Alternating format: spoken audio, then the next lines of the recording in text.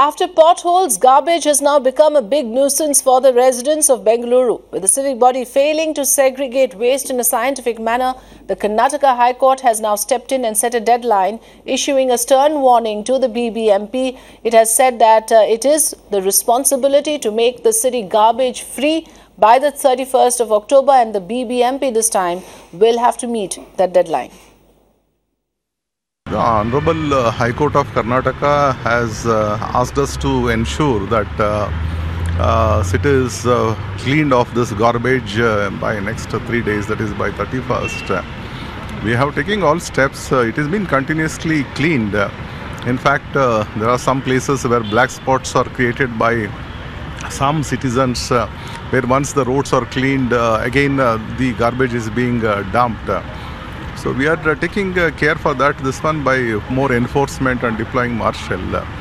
So otherwise every day the city is being cleaned. Everything we have compost processing plants and landfills. It will go to the landfills and the compost processing. Pardon? Land.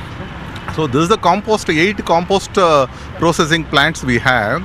Plus we have about 3 landfills. So in this, then we have 166 dry waste collection centers. So all these facilities will be used for this.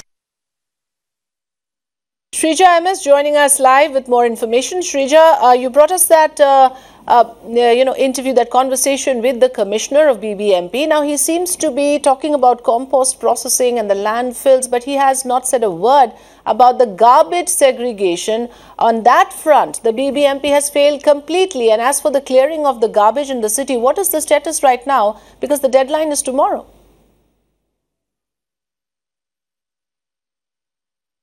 Well, Frida, in fact, that's an absolute admission on camera where we're looking at Commissioner of the civic body, BBMP. He makes a claim saying that they have about nearly 8 composting units. Apart from that, they're also, in fact, looking up for 3 more landfills. But yes, he did, of course, dodge a question as far as what really is the civic body going to do with the existing garbage. Now, remember, it is not just the top green court, the National Green Tribunal, which imposed a fine of nearly 5 crore rupees for dumping illegal garbage.